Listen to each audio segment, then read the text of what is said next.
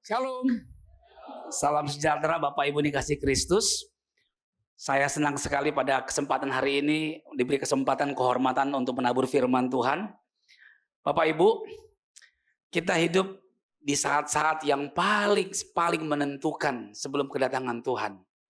Tuhan sedang menyelesaikan apa yang Dia sudah tetapkan di surga dalam kekekalan, dan Dia sedang mengutus kita kembali untuk menyelesaikan apa yang Dia telah mulai. Nah, Bapak Ibu, saudaraku yang kasih Tuhan, kita bersyukur bahwa hari ini kita beribadah. Karena ada begitu banyak orang yang pada saat sekarang ini belum bisa beribadah. Mereka yang ada di Rorotan, yang ada di Pondok Rangon, saudaraku, di TPU, tempat pemakaman umum. Tapi hari ini kita bisa beribadah, dia harus bersyukur. Saudara boleh kipas-kipas, saudaraku, nggak apa-apa. Silakan kalau mau kipas. Amin-amin aja saja, saudaraku ya. Karena itu kasih karunia yang Tuhan berikan kepada kita. Tapi tetap telinganya tertuju kepada Kristus, saudaraku. Saudaraku yang kasih Tuhan, sebelum saya ingin memulai, saudaraku, saya ingin menceritakan sebuah kisah seorang pemuda, saudaraku. Dia punya panggilan, punya hati untuk ke China, saudaraku. Dia punya hati, lalu dia dipersiapkan, lalu administrasinya diperlengkapi semuanya detail, saudaraku. Pelatihan juga sudah diberikan, saudaraku. Akhirnya diutuslah dia ke ladang misi di daratan Tiongkok, saudaraku. Puji Tuhan, saudaraku, sampai di sana ternyata nggak bisa langsung pelayanan. Dia harus masuk ke sebuah camp, saudaraku, di mana nomor satu harus belajar bahasa. Belajar bahasa, saudaraku. Nah, ketika dia belajar bahasa, saudaraku, dia bukan sendirian, beberapa satu grup, saudaraku, ada kumpulan orang-orang yang belajar bahasa China, bahasa di sana, saudaraku. Lalu sambil nunggu, tiba-tiba ada seorang wanita datang, saudaraku, masuk ke ruangan. Dia masuk ke ruangan, saudaraku, dia datang, tidak berbicara, saudaraku. Dia datang saja jalan, saudaraku, lalu memasuki lorong-lorong koridor, lalu tidak berbicara, dan akhirnya dia keluar, saudaraku, tanpa mengatakan satu kata pun juga. Lalu, saudaraku, sesama mahasiswa baru di situ, saudaraku, pemuda ini saling bertanya-tanya. Siapa itu, saudaraku. Dan gak ada yang tahu, saudaraku. Dan mereka berpikir, aneh banget nih perempuan, datang kok keluar gak ngomong dan sebagainya. Dan akhirnya, saudaraku dikasih Tuhan, tiba-tiba perempuan itu datang lagi, saudaraku. Dan berdiri di depan kelas dan dia bertanya begini satu pertanyaan. Ketika saya masuk tadi, kesan apa yang saudara tangkap? Ditanya begitu, saudaraku. Kesan apa yang saudara tangkap? Semua lihat-lihatan, nggak ngomong apa-apa, kesan apa ditangkap, ditanya, saudaraku. Nah, saudaraku, tiba-tiba pemuda yang tadi diutus itu angkat tangan. Dia berkata begini, saya tahu, Miss. Lalu dia berkata, saudaraku, yang saya tangkap adalah parfum ibu begitu istimewa, harum sekali, katanya. Ger, semua ketawa, semua, saudaraku. Kesan ditangkap, parfumnya ditangkap, saudaraku.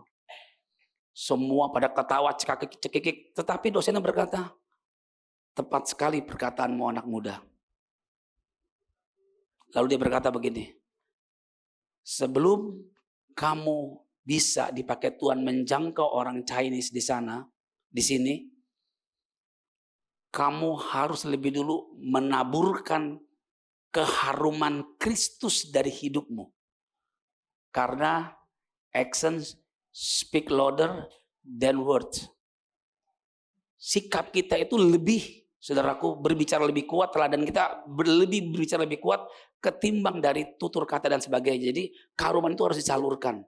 Bapak Ibu, saya bersukacita, bersyukur menikmati juga, walaupun saya ibadah di MTAS, tapi saya menikmati juga ibadah di sini, saudaraku.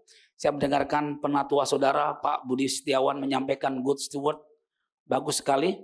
Lalu Pak Hernandez minggu lalu, saudaraku, tentang price, bagaimana harga sebuah kesetiaan, saudaraku, faithfulness, saudaraku.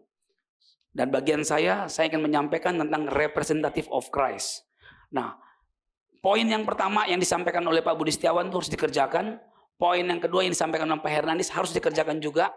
Karena itu dibutuhkan untuk kita bisa menjadi representative of Christ.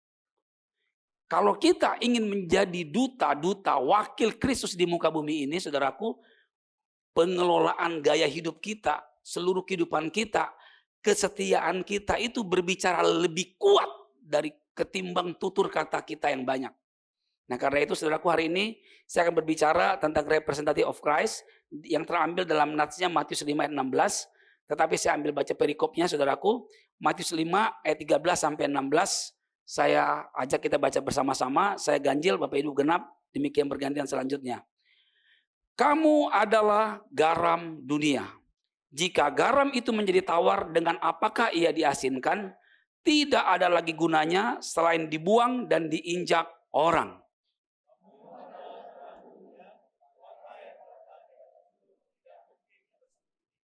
Lagi pula orang tidak menyalakan pelita lalu meletakkannya di bawah gantang, melainkan di atas kaki dian sehingga menerangi semua orang di dalam rumah itu.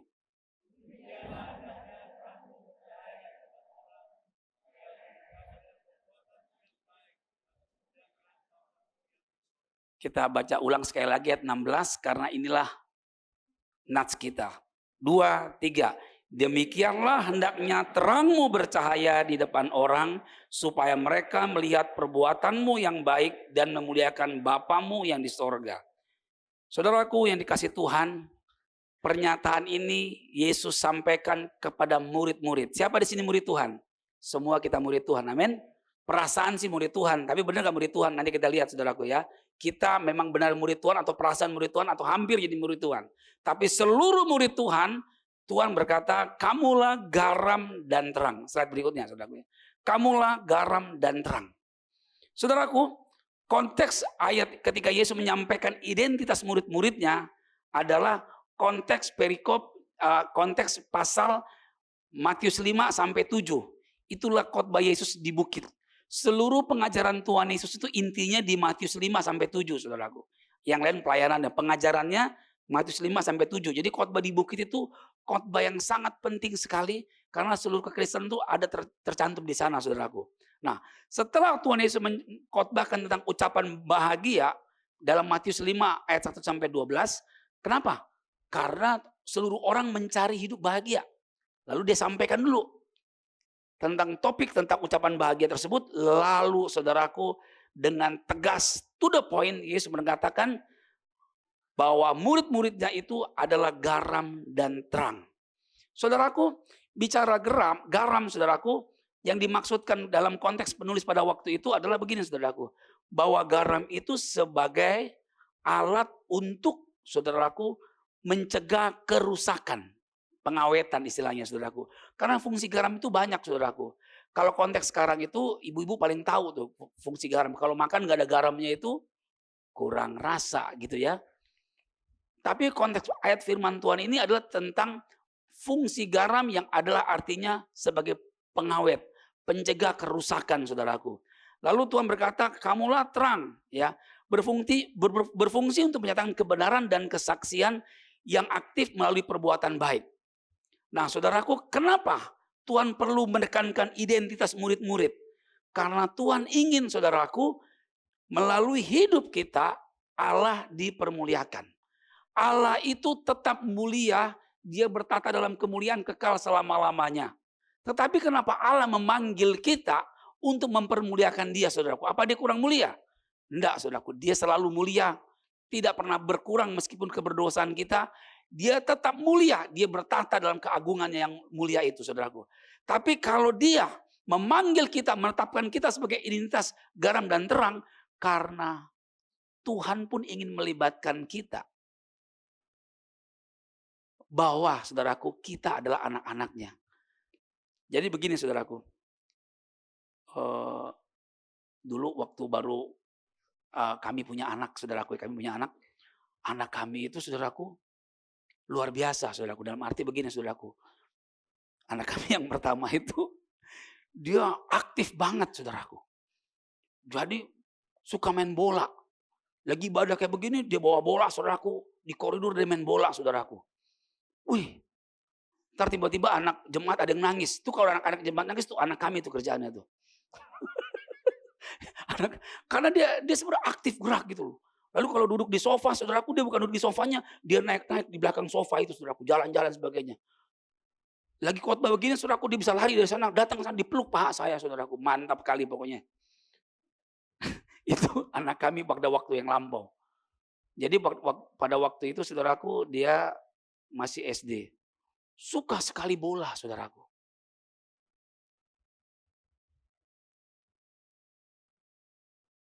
Suatu hari karena kami di lantai 3, dia main bola di lantai 2 saudaraku.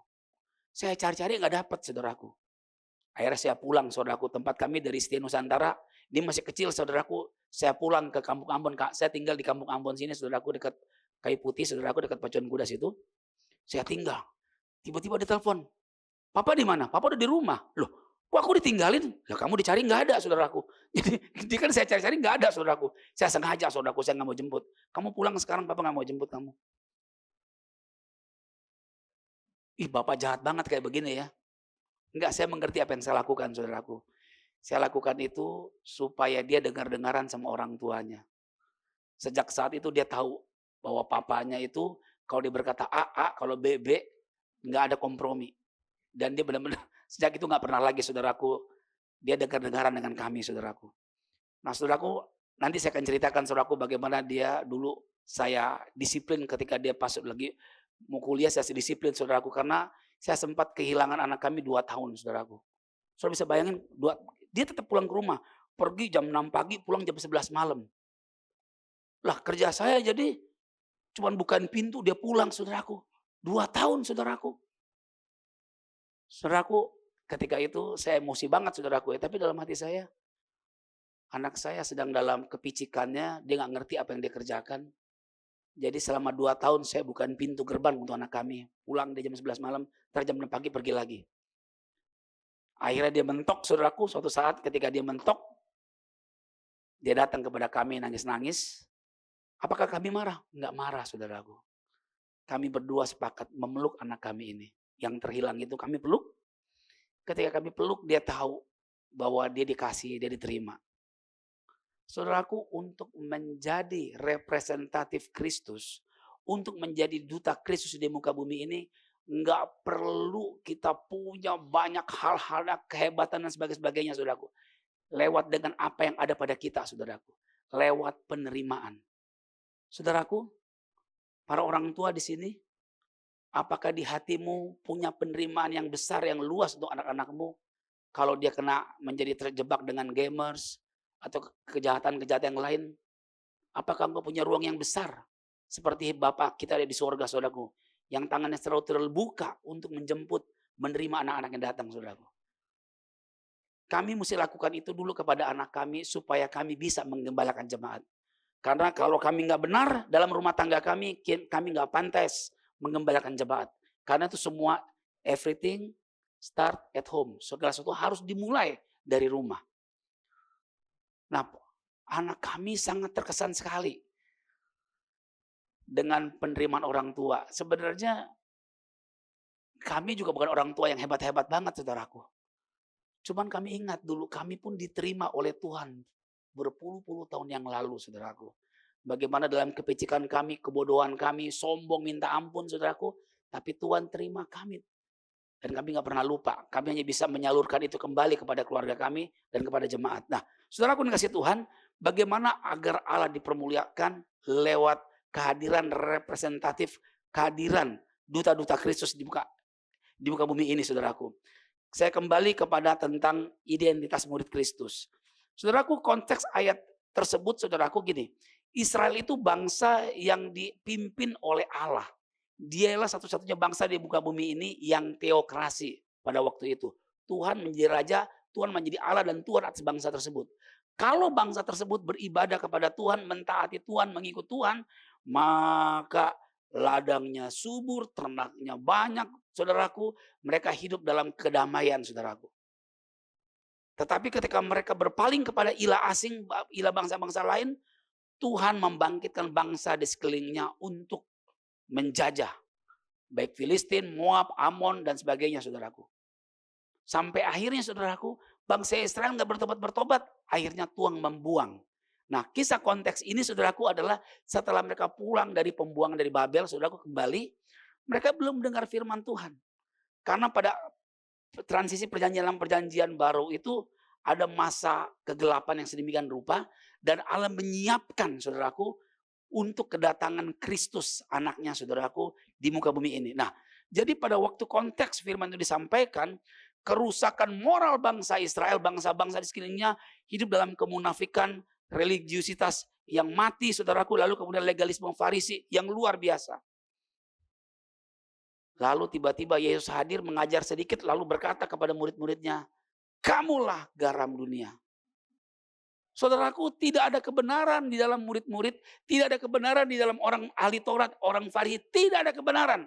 Karena kebenaran itu sejatinya hanya Yesus Kristus. Dia pernah berkata, akulah jalan, kebenaran, dan hidup. Tak seorang pun sampai kepada Bapa tanpa melalui aku. Jadi kebenaran sejatinya hanya Kristus. Yesus datang untuk menyatakan Bapa, Roh Kudus datang untuk menyatakan Yesus. Dan kalau Roh Kudus datang untuk memimpin kita ke seluruh kebenaran, yang dimaksudkan seluruh kebenaran itu adalah Yesus, saudaraku. Roh Kudus Bapa kirim tinggal di muka bumi ini supaya kita hidup di dalam Kristus, hidup intimasi dengan Kristus, saudaraku, dan mengekspresikan Kristus senantiasa. Dan Yesus berkata, kamulah garam. Jadi murid-murid tidak mungkin saudaraku bisa menjadi orang yang berpengaruh kalau dia tidak melekat kepada Kristus, kalau mereka tidak memandang Kristus, kalau mereka tidak berjalan bersama Kristus, kalau mereka tidak berorientasikan Kristus, mereka tidak bisa mengekspresikan Kristus. Makanya pemuridan Tuhan Yesus adalah setiap hari dia berjalan bersama murid-muridnya. Ketika dia mengajar, berkhotbah, menyembuhkan, mengusir setan, apapun dia selalu bersama murid-muridnya. Dan setelah itu dia berkata, kamulah garam. Hari ini apakah kita masih berjalan bersama Kristus setiap hari? Dikatakan kamulah terang. Dan kita tahu bahwa, saudara tahu ya, Allah kita itu Allah bersemayam di dalam terang, dialah terang itu. Di 2 Timotius saudaraku. Dia adalah berhuni dalam terang yang tak terhampiri. Kalau bahasa agama tetangga, dia Allah yang transenden, terpisah. Karena dia begitu kudus, dia terpisah dari keberadaan makhluk ciptaannya, saudaraku. Tapi jangan lupa, memang dia benar Allah yang terpisah karena kekudusannya, tetapi dia juga adalah Allah yang imanen, yang tinggal di dalam diri orang-orang percaya, pengikut-pengikut Kristus. Nah karena itu setelah dia menyelamatkan kita, dia memanggil kita kembali untuk mengutus kita ada dalam dunia ini untuk mewakili Kristus, saudaraku. Dari mana sih asal dasar rencana Allah di atas ini? Saudaraku, tentu dari atas dasar diri Allah sendiri, tapi yang kita bisa lihat jejak-jejaknya itu sudah terungkap di dalam, mari kita lihat Kejadian 2 ayat 1 sampai 3. Kejadian 2 ayat 1 sampai 3, demikianlah diselesaikan langit dan bumi dan segala isinya. Ketika Allah pada hari ketujuh telah menyelesaikan pekerjaan yang dibuatnya itu, berhentilah ia pada hari ketujuh dari segala pekerjaan yang telah dibuatnya itu. Lalu Allah memberkati hari ketujuh itu dan menguduskannya. Karena pada hari itulah ia berhenti dari segala pekerjaan penciptaannya yang telah dibuatnya itu. Slide berikut. Allah menciptakan segala sesuatu itu 6 hari. Setiap dia habis menciptakan, dia berkata, jadilah terang. Allah melihat itu baik. Menciptakan cakrawala, Allah melihat itu baik. Menciptakan hewan, menciptakan pohon, Allah itu baik. Dia berkata, Allah melihat itu baik semuanya. Tapi ketika pada hari ke-6, setelah dia menciptakan manusia, dia berkata, lebih berbeda sedikit. Dia berkata, sungguh amat baik. Nah, karena sungguh amat baik itulah, akhirnya Allah berhenti pada hari ketujuh. Pertanyaannya, kenapa Allah berhenti pada hari ketujuh? Kecapean? Kenapa Bapak Ibu? Kenapa Allah berhenti? Kan udah, Allah menciptakan 1, 2, 3, 4, 5, 6, begitu bagus. Kenapa enggak 7, 8, 9, 10, 11, sampai 12? Kenapa? Kenapa enggak 13, 14 dan selanjutnya, saudaraku? Halo? Kenapa Allah berhenti? Kecapean, kekurangan ide, apalagi mau diciptakan. Karena kenapa, saudaraku? Saudaraku, kata kuncinya tadi, sungguh amat baik. Karena Allah telah menemukan representatif dirinya di muka bumi ini. Yaitu Allah telah menciptakan Adam yang akan mewakili kekuasaan Allah di sorga itu di muka bumi ini. Jadi bukan karena dia kecapean, bukan karena kekurangan ide, kreativitas, bukan. Tetapi Allah puas, sungguh amat baik. Dia sudah menemukan wakil Allah di muka bumi ini, Adam. Ini pada mulanya saudaraku, supaya kita tangkap saudaraku, bahwa Allah sejak semula bekerja memang memaksudkan mencari representatifnya. Sejak semula Allah mencari wakilnya saudaraku untuk memerintah di muka bumi ini. Bahkan malaikat pun tidak berotoritas di muka bumi ini. Karena otoritas atas bumi ini telah diberikan kepada Adam. Bukan kepada malaikat. Malaikat hanya bekerja di muka bumi ini atas dasar otoritas Allah. Tapi otoritas atas bumi ini ada pada diri Adam. Sayang disayang, Adam pun tidak hidup setia. Dia tidak setia, saudaraku. Allah berkata, seluruh buah pohon di taman ini boleh kau makan kecuali yang satu. Tapi yang satu-satunya dilarang, itu pula yang dilanggar, saudaraku. Sehingga, saudaraku, Adam tidak lagi bisa menjadi representatif Allah di muka bumi ini. Jadi saudara sudah ngerti kenapa Kristus datang, saudaraku? Karena Kristus adalah Adam yang terakhir. Adam yang pertama telah gagal. Tapi Allah gak bisa gagal. Allah datang. Allah yang adalah roh datang ke muka bumi ini menambahkan pada dirinya yang tidak ada padanya. Karena Allah itu roh, dia tidak punya tubuh jasmania. Dia mengenakan tubuh jasmania itu, saudaraku. Supaya apa? Dia menjadi penebus manusia. Karena kalau untuk menjadi penebus, saudaraku, dia harus mewakili diri Allah, dia harus mewakili manusia. Dan Yesus adalah Allah dan manusia. Dia ada di antara dua-duanya, saudaraku. Dia Allah dan juga manusia. Kenapa dia menjadi manusia, saudaraku? Karena dia ingin Allah datang kepada manusia supaya manusia datang hidup di hadirat Allah, saudaraku. Tapi sebelum kita terus di hadirat Allah, saudaraku, dia menebus kita, saudaraku, untuk mengutus kembali kita menjadi representatifnya, saudaraku. Saudaraku dikasih Tuhan, jadi sejak semula Allah selalu mencari wakil-wakilnya di muka bumi ini. Hari ini, apakah saudara merasa diri saudara wakil Allah di muka bumi ini? Atau wakil keluarga marga saudara? Atau keluarga perusahaan saudara? Atau keluarga siapa? Saudaraku yang dikasih Tuhan, kita adalah representatif, wakil Allah di muka bumi ini. Saudara kayak kurang berbahagia mendengar ini. Oke. Saya coba ini, saudaraku ya. Saudara, saya mau memberikan sebuah pertanyaan. Saudara tahu apa bedanya ayam Jepang sama ayam Indo? Ayam Jepang itu budek, makanya diteriyaki. Ayam Indo itu bandel, makanya digeprek. Beritahu kiri kanan, kamu bukan ayam Indo, kamu bukan ayam Jepang, kamu adalah anak-anak Allah, kamu representatif Kristus di muka bumi ini. Jangan lihat saya, ngomong kiri kanan. Kamulah ayamnya, lupain, ingat representatif Kristus, saudaraku. Kita bukan ayam geprek, bukan ayam teriyaki, kita representatif Kristus, saudaraku. Nah, jadi Adam pertama itu gagal, saudaraku, karena dia tidak mungkin Adam pertama itu mewakili Allah kalau dia tidak hidup berisi Allah. Kalau dia makan pohon kehidupan, dia berisi Allah. Karena pohon kehidupan itu adalah gambaran Kristus. Oke? Dia mewakili Kristus di muka bumi ini. Tapi dia memilih pohon yang pengetahuan yang baik jahat. Makanya dunia ini sedang jatuh dan disesatkan karena saudaraku memakan buah pengetahuan yang baik dan jahat. Halo, gereja Tuhan di akhir zaman hari ini, manakah yang lebih menarik, Kristus dan firman-Nya ataukah semua media sosial yang kita nikmati setiap hari?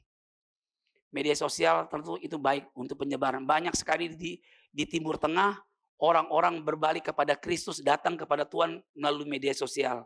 Tapi hati-hati, saudaraku. Tuhan ingin kita dipenuhi oleh Kristus, bukan dipenuhi oleh media sosial. Tuhan ingin setelah kita dipenuhi oleh Kristus, kita menjadi representatif duta-duta Allah di muka bumi ini, mewakili diri Allah, menyatakan Kristus kepada banyak orang. Kemarin itu di tempat kami ada sedikit agak perbedaan, saudaraku. Di jemaat, saya nggak tahu di KTC. Perbedaan begini, oh jemaat itu harus beribadah onsite, jangan online terus. Di sini ada jemaat yang online nggak?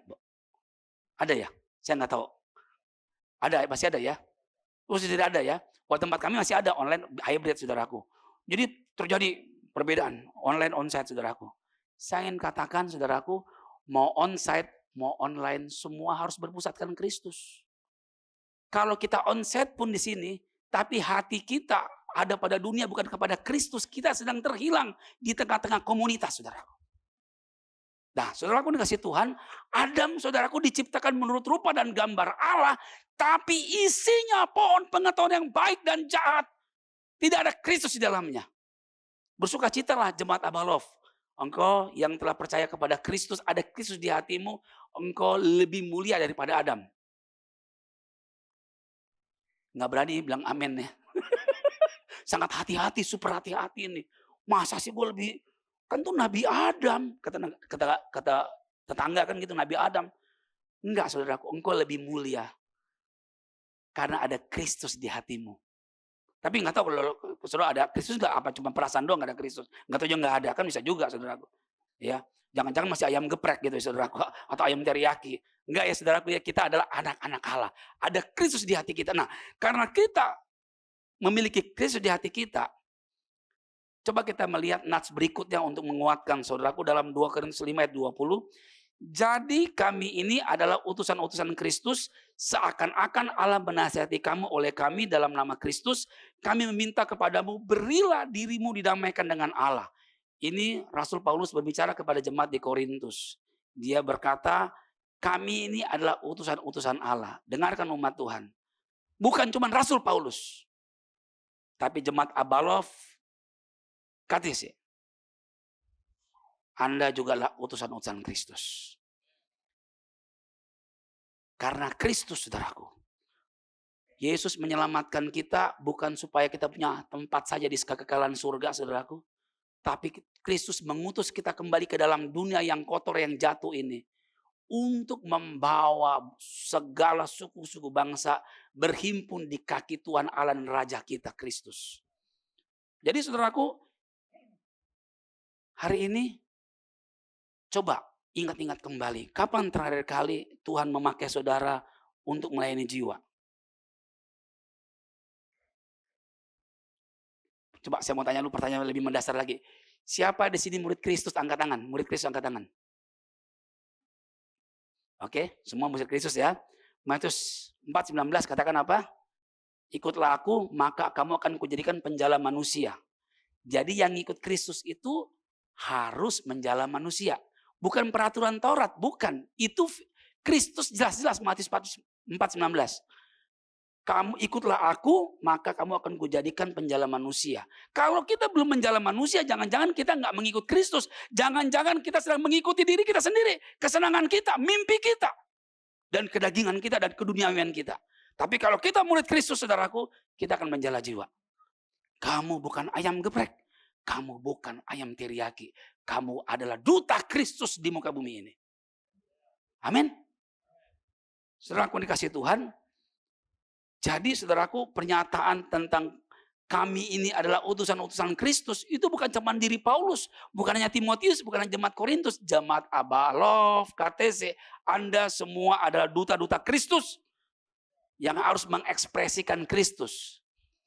Kalau saya makan pete, pasti bau pete. Kalau saya makan durian, pasti bau durian. Kalau saya menikmati Kristus, dipenuhi firman Kristus, tutur kata saya pasti mengeluarkan firman Kristus. Tapi kalau saya tidak pernah mengeluarkan firman Kristus, kasih Kristus, kuasa Kristus nggak pernah saya salurkan, nggak pernah saya bagikan, saya bertanya ulang, kekristenan seperti apa yang sedang saya hidupi kini?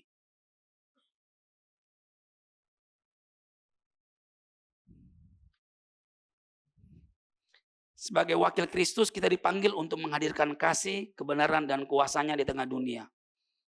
Saudaraku dikasih Tuhan, Saya ingin mengutip pernyataannya Martin Luther. Every day we need hear the gospel because every day we forget it. Setiap hari kita perlu dengar Injil Kristus. Karena setiap hari pula kita melupakannya. Setiap hari pula kita melupakannya. Saya tahu juga khotbah saya pun sebentar akan dilupakan setelah kau makan bakmi sebentar di luar. Jangan terlalu percaya diri, saya tahu saudaraku. Ya. Nah karena itu saudaraku dikasih Tuhan, kita perlu melekat dengan Kristus, intim dengan Kristus, dan terus memperkatakan Kristus. Ketika saya juga ada rasa keputusasaan juga mengembalikan jemaat, saudaraku, saya mengakui itu bukan kesalahan jemaat, itu karena ketidakpertobatan saya. Saya yang belum bertobat, sehingga jemaat pun mengikut teladan saya. Karena firman Tuhan katakan, ikutlah aku, maka kamu akan kujadikan penjala manusia. Jadi semua pengikut Kristus harus menjadi penjala manusia.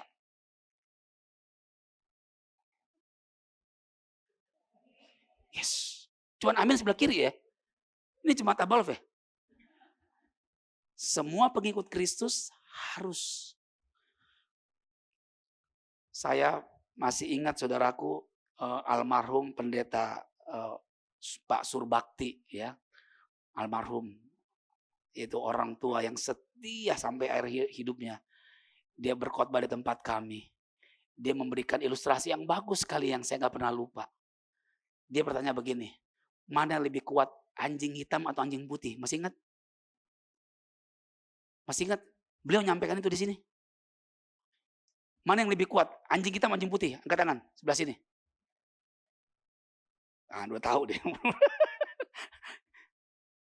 Halo Pak, sebelah kanan ada yang mau jawab, anjing hitam atau anjing putih? Ingat, Anda bukan ayam teriyaki, bukan ayam geprek. Ingat saudaraku, lebih kuat ayam hitam atau ayam putih? Jawab. Hitam. Sebelah sini. Hitam. Wah semangat, hitam ya. Doberman kali ingatnya ya. Rottweiler hitam ya saudaraku. Hitam atau putih? Hitam. Hitam semua ya. Sepakat. Hitam. Hitam atau putih? Anjing.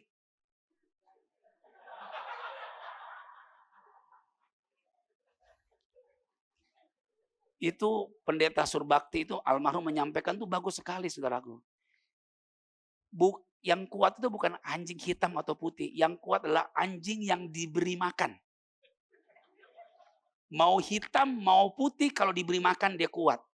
Mau anjing kangal, mau Rottweiler, mau apapun kalau nggak diberi makan dia loyo. Maaf ya hari ini bukan mimbar binatang, ada tadi ayam, anjing. Tetapi kita ini representatif Kristus, duta-duta Kristus, saudaraku. Umat Tuhan, kita memberi makan roh kita atau dari tubuh kita atau jiwa kita. Kesenangan kita akan scroll, saudaraku, kita sedang memberi makan jiwa kita. Tapi tak kalah kita duduk di kaki Tuhan, membiarkan Tuhan berbicara kepada kita, dia mengisi kita, rohani kita bertumbuh. Ketika kita menyangkali diri, dia banyak dibesarkan dalam hidup kita, saudaraku. Jadi saudaraku, untuk mengalami representatif Kristus, duta-duta Kristus, kita harus lebih banyak menyangkal diri.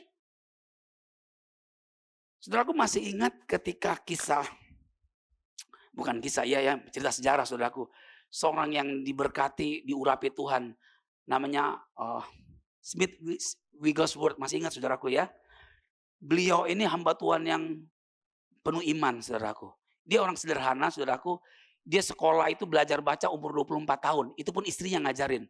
Belajar baca tulis tuh 24 tahun. Pas umur 24 tahun, istrinya ngajarin. Nah saudaraku, dia itu dipakai Tuhan itu sedemikian rupa membangkitkan orang banyak saudaraku. Orang meninggal saudaraku. Kalau orang kerasukan setan, lari ke rumahnya dia. Nanti saudaraku, orangnya masuk, setannya keluar saudaraku. Ngeri saudaraku, itu diurapi Tuhan. Suatu hari Lester Sumrall, pendeta saudaraku, datang ke rumahnya. Tok tok tok tok, lalu masuk. Dia nggak bukan pintu, dia cuma ngomong begini dari dalam. Kamu masuk, koranmu tinggal di luar. Saudara ngerti artinya? Dialah dikenal sebagai manusia si satu buku. Karena buku yang dia baca cuma satu-satunya Injil, saudaraku. Dia nggak izinkan koran itu, saudaraku. Suatu hari ditanya, Pak Smith, imanmu besar ya. Dia diem. Dia cuma berkata begini, iman saya nggak lebih besar dari iman Anda semua. Yang membedakan Anda dan saya cuma satu. Saya lebih menyangkal diri daripada Anda. Iman kita sama. Cuman saya menyangkal diri.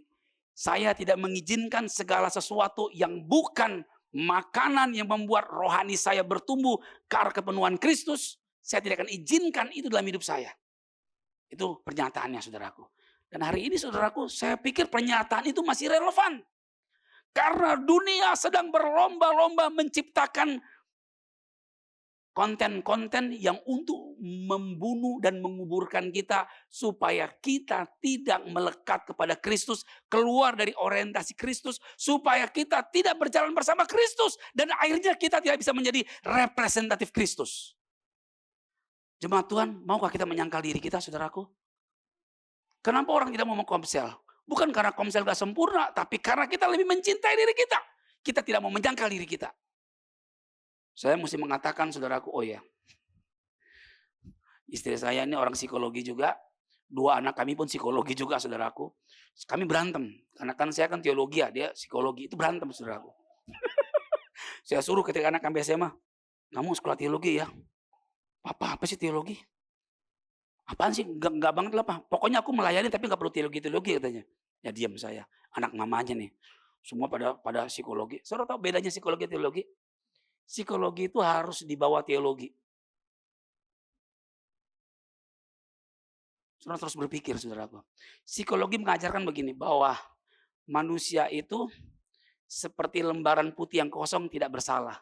Dia menjadi rusak karena ada lingkungan atau siapapun yang merusak dia di waktu yang lampau. Itu psikologi ngajar begitu. Dan mengajarkan kepada kita supaya kita mencintai diri kita. Alkitab mengatakan apa? Sangkali dirimu, cintai Yesus. Sudah lihat bisa bedanya?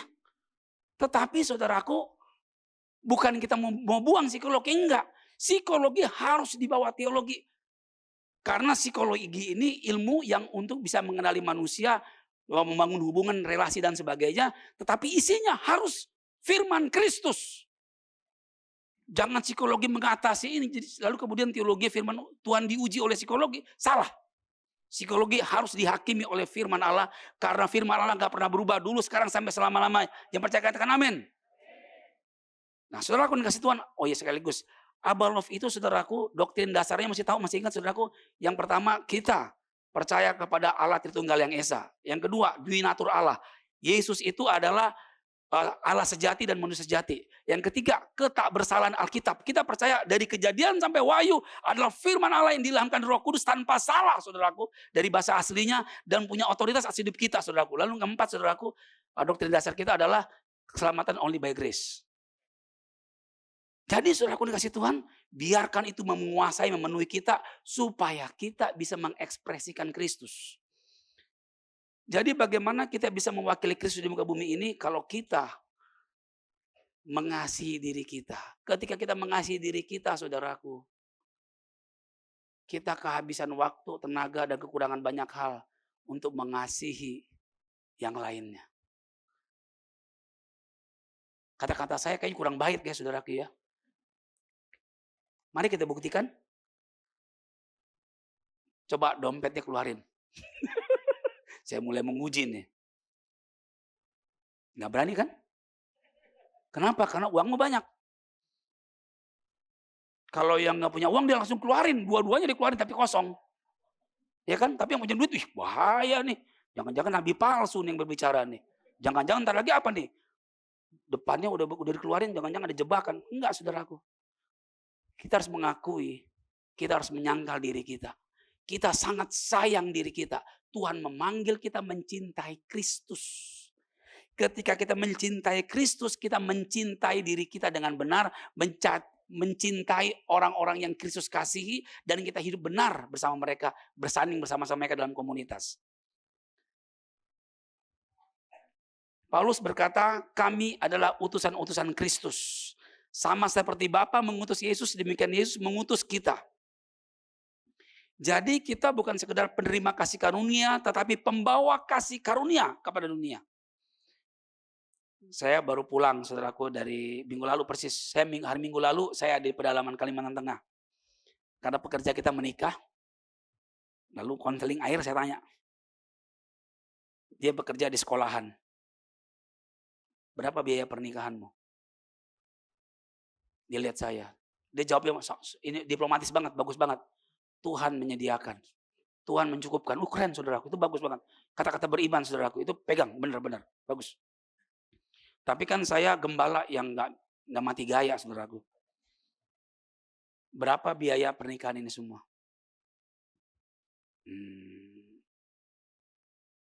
Saya tanya lah, dia seorang guru di sana di pedalaman. Sebenarnya gajinya nggak kecil saudaraku. Cuman karena yayasan itu mewakili pemerintah, dana pemerintah itu ke yayasan ke dia saudaraku. Sehingga dia sebulan hanya digaji 500.000. Digaji 500.000.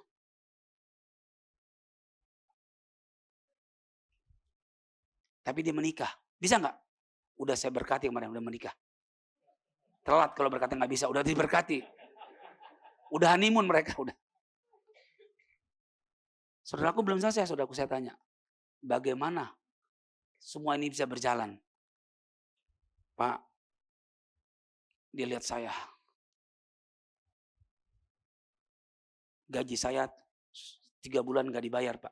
Udah gaji cuma 500.000 nggak dibayar pula 3 bulan. Ada di sini orang-orang muda yang mau menikah? Kita perlu uang, tapi nggak tergantung sama uang. Kita bergantung sama Tuhan yang menyediakan. Tapi kelola hidupmu, ingat khotbah penatua Budi Setiawan 2 minggu lalu. Kelola keuanganmu, waktumu, prioritasmu kelola. Tapi kalau situasimu sedemikian rupa, engkau sudah berusaha lalu hasilnya belum seperti yang kau harapkan, tidak mencukupi, bergantung kepada Tuhan.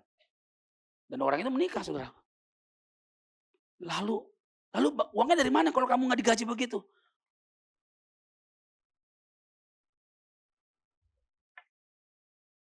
Kami menikah, Pak, dari persembahan kasih yang Abba Love beri. Waduh, saya bilang. Saya disebut begitu langsung hancur hati. Karena saya salah satu jemaat Abba Love saya, saudaraku.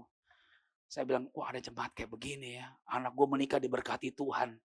Ini hamba Tuhan. Udah meninggalkan keluarganya. Lalu nggak digaji selayaknya. Saya tahu orang ini akan menjadi orang besar. Why? Karena dia telah menang dengan menyangkal dirinya. Dia tetap melayani Kristus meskipun tiada. Dan pada waktu itulah saatnya gereja harus bertindak. Nggak harus berteriak-teriak, saudaraku. Kita harus melakukan bagian kita. Karena bukan kebetulan dia di hadapan kita. Bagaimana Abba Love KTC memperlakukan misionarisnya, saudaraku? Saudaraku, seringkali kita orang di kantor, saudaraku duduk di belakang meja. Ya. Wah begini. Pengiritan sana sini, begini. Bolehkah yang ngomong kayak begitu datang ke ladang misi? Kau datang ladang misi. Sehingga kita bisa merasakan, saudaraku, apa yang dirasakan oleh mereka. Nah, saudaraku dikasih Tuhan. Sebagai penutup, saya ingin membandingkan tentang seorang yang menjadi teladan di dalam hidupnya sebagai representatif Kristus. Dia bukan murid Kristus yang 12, tetapi saudaraku, dia mengalami perjumpaan dengan Kristus sama seperti kita mengalami perjumpaan dengan Kristus. Saya membaca firman Tuhan dalam Kolose 1 ayat 27 sampai 29. Saya sedang mengkontraskan, membandingkan Rasul Paulus dengan gereja Tuhan akhir zaman. Kenapa saya membandingkan Rasul Paulus dengan gereja Tuhan akhir zaman? Karena begini saudaraku, pewahyuan tentang gereja Tuhan itu nomor 1 datang kepada Petrus. Di atas batu karang ini aku akan mendirikan gerejaku. Tetapi bagaimana cara membangun rumah Tuhan itu Tuhan mempercayakan kepada Rasul Paulus. Dari mana taunya saudaraku? Dari taunya ketika Saulus mengejar umat Tuhan, saudaraku, ke Damsyik. Damsyik itu Damaskus, Syria, saudaraku. Dia membawa otoritas dari imam-imam besar untuk menangkapi, memenjarakan, menganiaya pengikut jalan Tuhan. Tapi sebelum sampai Damsyik, dia jatuh dari kudanya, dia melihat sinar yang terang. Lalu ada suara berkata, Saulus, Saulus, mengapa engkau menganiaya aku? Perhatikan, Paulus gak pernah mengalami perjumpaan dengan Kristus seperti Petrus. Karena dia ikut penganiaya pada waktu itu masih belum bertobat. Tapi ketika dia jatuh dari kuda, saudaraku, dia langsung buta kan. Lalu dia mengalami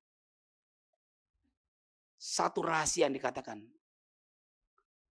Saulus, Saulus, mengapa engkau menganiaya aku? Saulus gak pernah menganiaya Yesus.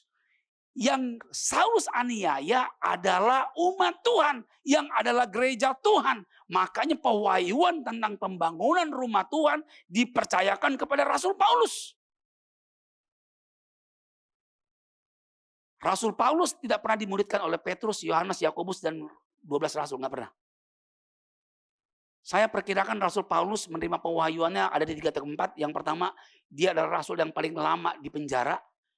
Di penjara itu dia renungan firman Tuhan dan dia menikmati banyak penyingkapan rahasia firman Allah. Yang kedua, ketika setelah dia bertobat 3 tahun di ke tanah Arab.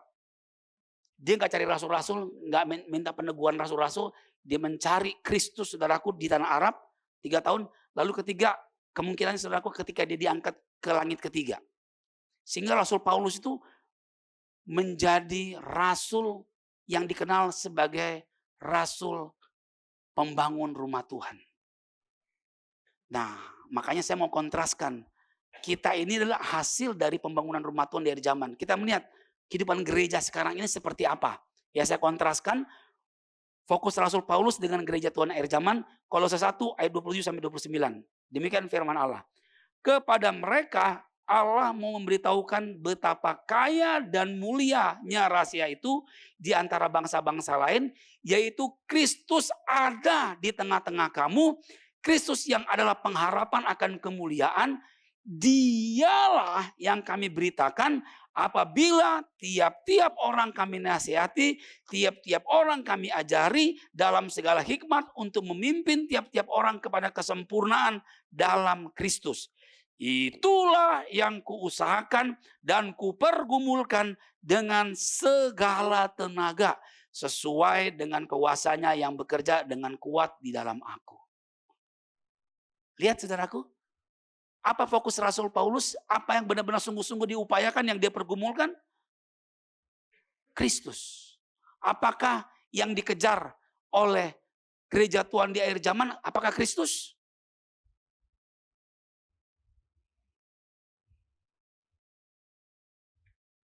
Kalau diteguhkan lagi dalam Kisah Rasul 20 ayat 20, bagaimana Rasul Paulus perpisahan dengan penatua-penatua di Efesus, dia berkata, aku bersaksi, aku tidak bersalah, aku memberitakan Kristus baik di pertemuan-pertemuan umum, baik konseling-konseling, baik setiap tiap hari, saudaraku.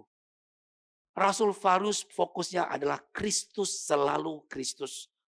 Apakah menjadi orientasi gereja Tuhan di akhir zaman? Apakah Kristus? Kalau fokus kita Kristus, pasti yang keluar Kristus. Sama seperti saya makan pete, bau pete, makan durian, bau durian. Kalau saya membicarakan firman Kristus, berintimasi dengan Kristus, selalu tutur kata saya, perbuatan saya, keputusan saya, rencana saya, selalu Kristus.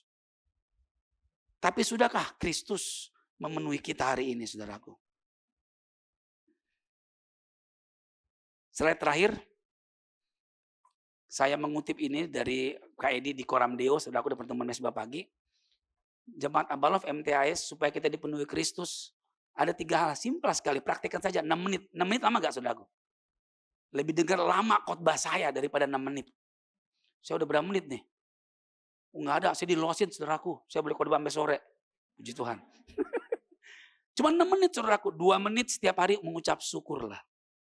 2 menit mengaku dosalah. Ketiga, saling memberkati. Suami istri lakukanlah itu.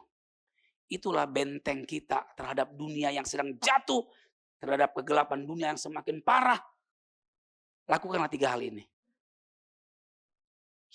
Suami istri, kalau saudara masih bujangan, saudaraku, carilah teman kompakmu, mengucap syukurlah 2 menit, mengaku dosalah 2 menit, lalu saling memberkati. Sehingga kompak-kompak kita menjadi kompak yang benar-benar kompak dan kuat, saudaraku. Saudaraku, pada bagian akhir saya tutup, saudaraku. Saya teringat ada orang jadul di zaman dulu, saudaraku. Dia hanya seorang OB, saudaraku. Dia seorang yang bekerja di tempat rumah retreat, rahib-rahib, imam-imam, saudaraku. Kerja dia apa, saudaraku? Kerja dia adalah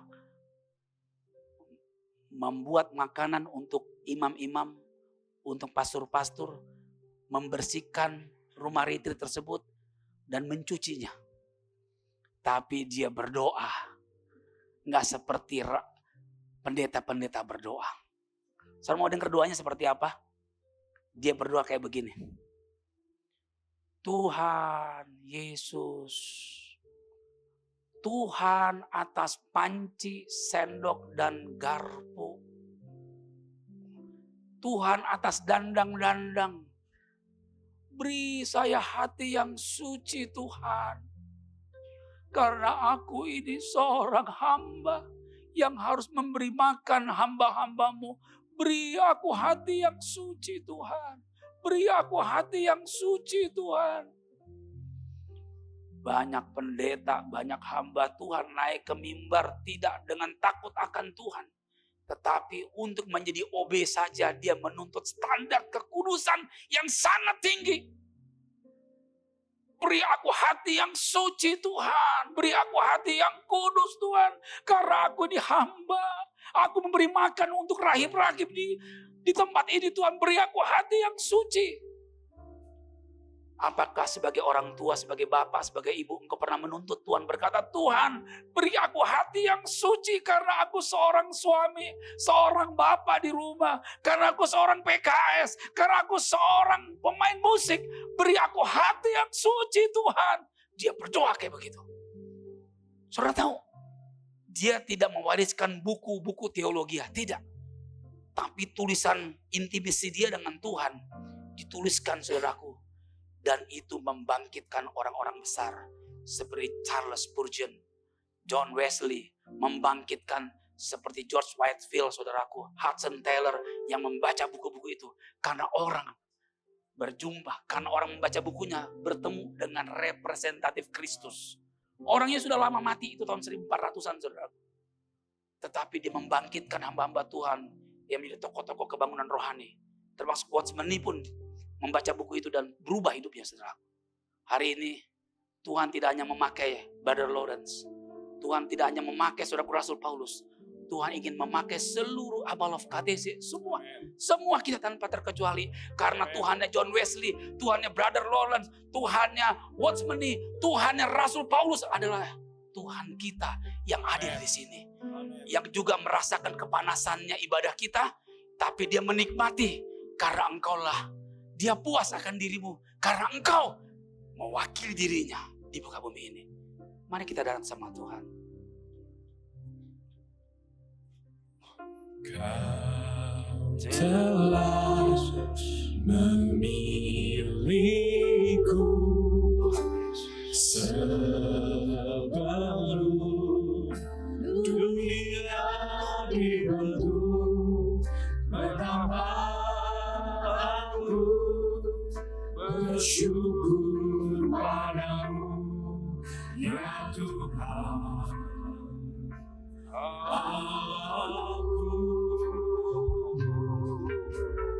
Kau telah memanggilku sebagai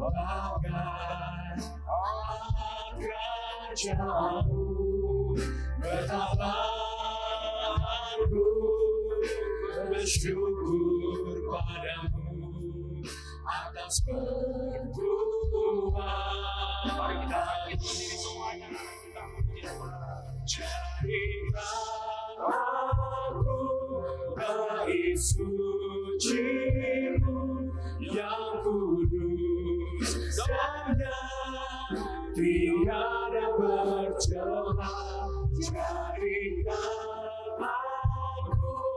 mesbah doamu bagi keselamatan bangsaku. Jadikan aku bait suci-Mu yang kudus, sepanjang biara berjalan. Jadikan aku mesbah doamu bagi keselamatan bangsaku. Hamba-Mu sudah selesai berbicara. Roh Kudus terus berbicara di hati kami. Karena kami nggak bisa hidup tanpa Tuhan. Kami nggak bisa hidup jauh dari Tuhan. Kami nggak bisa hidup jauh dari firman-Mu. Yes. Terima kasih untuk kehormatan yang Kau berikan kepada kami. Kalau Kau memilih kami, menebus kami, menyelamatkan kami, dan mengutus kami kembali menjadi representatif Kristus di muka bumi ini. Oh Tuhan, siapakah kami ini? Tetapi Engkau tidak memperhitungkan pelanggaran-pelanggaran kami. Engkau memperhitungkan ketaatan Kristus, kesempurnaan Kristus. Engkau memperhitungkan pengorbanan Kristus di kayu salib, sehingga kami ada hari ini Tuhan. Tuhan, kami mau sisa hidup kami bukan untuk diri kami. Kami ingin menyelesaikan Tuhan, panggilan Tuhan dalam hidup kami. Kami ingin menjadi duta Kristus. Kami ingin menjadi wakil-wakil Kristus di muka bumi ini. Hari ini Tuhan, beri kami hati yang dahaga dan lapar akan firman Kristus. Beri kami hati yang selalu berkobar-kobar untuk Injil-Mu Tuhan. Sehingga Tuhan, Kristus memenuhi kami. Dan giliran berikutnya, kami menyalurkan Kristus kepada keluarga kami dan banyak orang. Kiranya berkat-Mu turun kepada seluruh jemaat di KTC ini. Juga untuk para PKS penggembala area dan para misionaris dan para seluruh pelayan Tuhan dan seluruh jemaat Tuhan di tempat ini. Bahwa kami adalah wakil Kristus. Kami akan dipenuhi Kristus dan kami akan menyelesaikan tugas panggilan Tuhan dalam hidup kami. Berkati penatua-penatua di tempat ini. Berkati Tuhan. Biar mereka terus memimpin kegerakan Tuhan di Kelapa Gading ini dan sekitarnya Tuhan. Sampai Jakarta Utara dipenuhi oleh kemuliaan-Mu Bapa. Terima kasih Bapa, terima kasih untuk firman-Mu. Dalam nama Yesus, semua yang mengasihi Tuhan berkata, amin. Tuhan berkati kita semua.